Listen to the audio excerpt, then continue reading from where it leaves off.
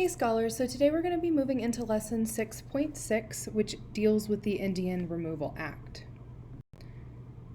For your do now, you're going to look back through chapter 16, and in each section you're going to identify the interactions the United States had with the American Indians, and if you would consider this a positive or negative interaction from your perspective. All right, so you're going to just select if it's positive or negative for each encounter that you see between the United States and the American Indians. So at this time, go ahead and pause your video and complete your do now, and we'll discuss your responses in our Zoom class. Today's objective is that students will be able to analyze the purpose of the Indian Removal Act by integrating information from sources in order to write about the subject knowledgeably. How we're going to get there is we're going to engage with an edited version of President Andrew Jackson's speech by breaking down this primary source and summarizing it section by section.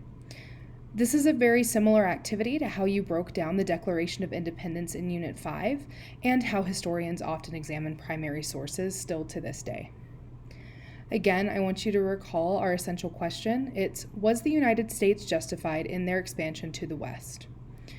So, with this aim, basically what we're going to be doing is looking at a primary text and trying to answer our essential question based off of the varying perspectives that we're going to encounter here.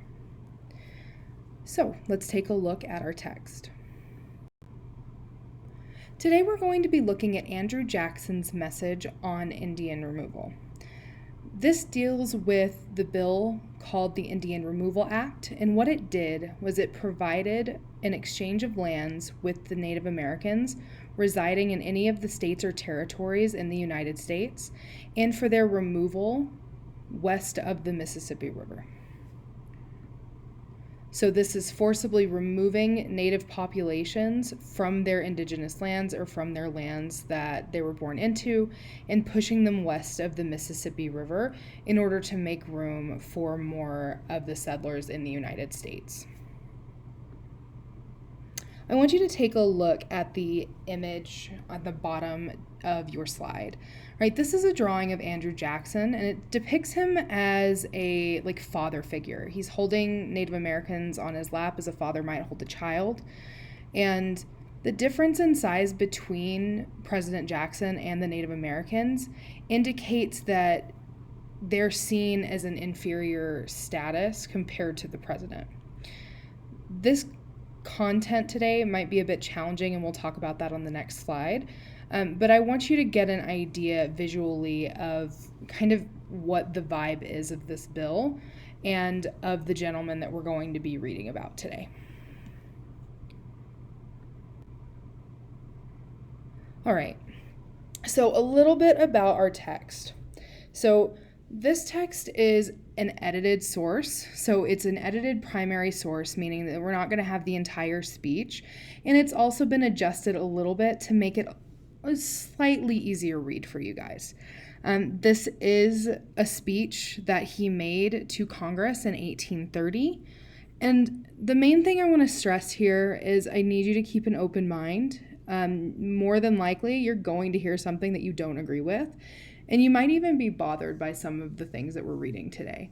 The Indian Removal Act is a really, really unfortunate part of United States history, and it's something that we definitely want to analyze the perspectives of all the people involved, because understanding history will help us make choices that can lead to a better future.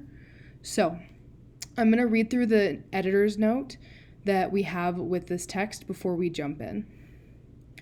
On December 6, 1830, President Andrew Jackson addressed Congress.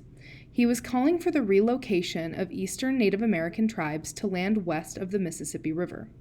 He wanted to do this to open new land for settlement by citizens of the United States. His speech defended the Indian Removal Act. The act had already been passed in May of the same year. The Indian Removal Act was passed to open up for settlements those lands still held by the Indians in states east of the Mississippi River. These states were primarily Georgia, Tennessee, Alabama, Mississippi, North Carolina, and some others.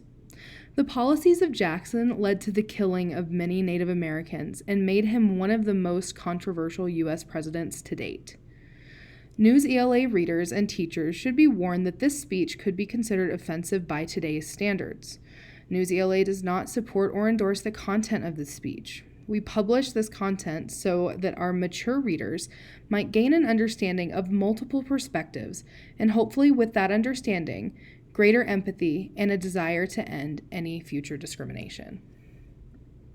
So keeping this in mind, there's an editor's note for a reason, all right? Again, I want to stress that history is not always pretty, and the United States has a very, very interesting history, and some things have not been great. So as we read through this text, please feel free to jot down how you're feeling about it. But we need to make sure that we're keeping an open mind and understanding that everyone involved in this is a person that's lived in a different time than us, that were raised with different beliefs about people, and that doesn't necessarily make them right. But it definitely is something that we need to keep in mind as we look through these passages today. So let's go ahead and jump in. So what we're going to do is I'm going to first model how to do an in-depth analysis of a passage in Jackson's message on Indian removal. As I'm modeling, you should be thinking, what steps do we take to analyze this passage? Right? What we're going to do is read through the text, and then we're going to look for keywords, so keep that in mind. Right? Let's take a look. It is my pleasure to announce to Congress that a kind and generous policy of the government is reaching a happy end. These are laws that involved removing the Indians out from the white settlements. We have steadily been trying to do this for nearly 30 years. We decided on the condition for removing the Indians at the last meeting of Congress. 2 important tribes have accepted these conditions. It is believed that their example will encourage the remaining tribes to seek the same benefits. So our first step is we want to select keywords from this first paragraph. Keywords are very important, and without them, the passage would make absolutely no sense. These words are usually nouns or verbs, and are sometimes even phrases. So let's see what keywords we can find in this text.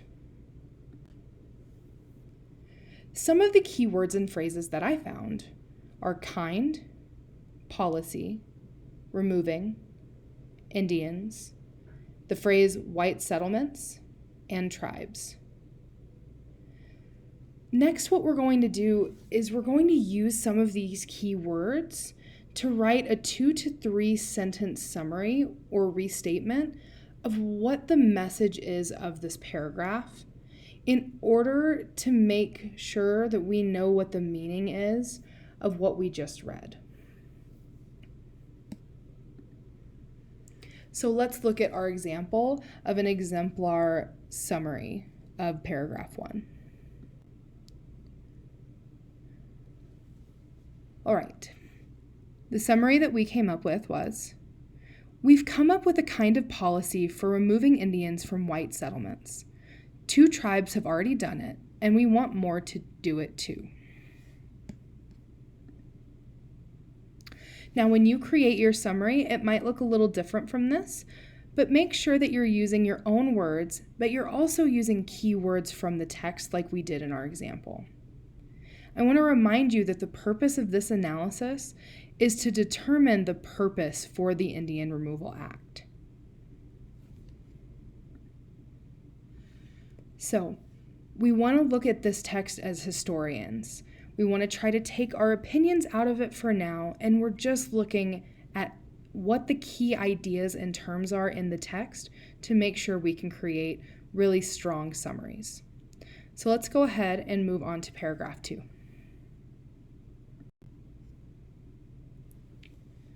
Paragraph 2. Removing the Indians quickly will be important to the United States. It will be important to states and to the Indians themselves. The government will gain money from this move. This is the least of the good reasons to do this. It will end all danger of disagreements between the lawmakers of the national and state governments on account of the Indians. It will place a large and civilized population in large areas of rural land. This same land is now occupied by a few uncivilized hunters. It will open the whole area between Tennessee on the north and Louisiana on the south to the settlement of the whites. This will greatly strengthen the southwestern frontier. It will also make the bordering states stronger. Now, they will be strong enough to fight off future invasions without outside help.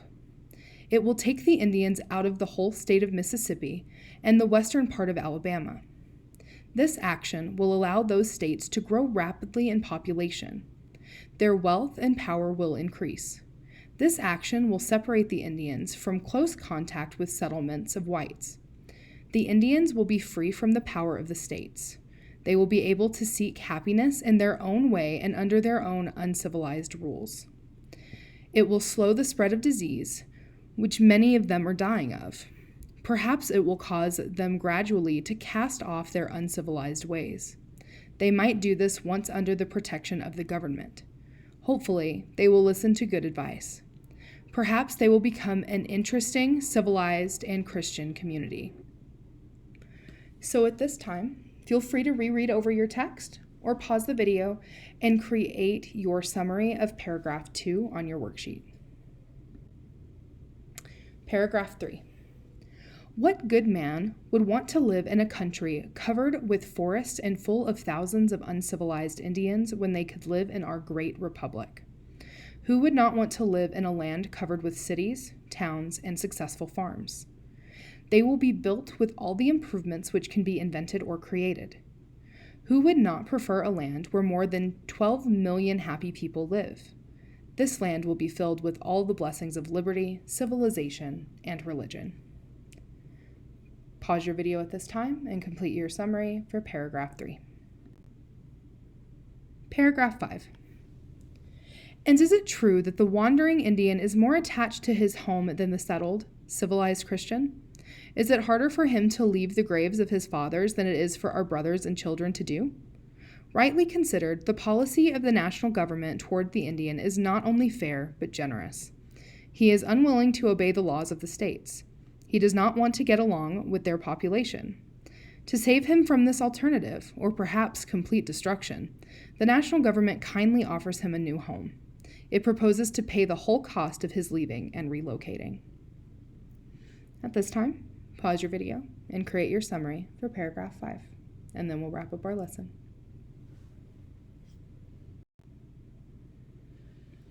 So moving back to our essential question of was the United States justified in their expansion to the West? This particular topic with the Indian Removal Act, again, is one of the darker ones in our history.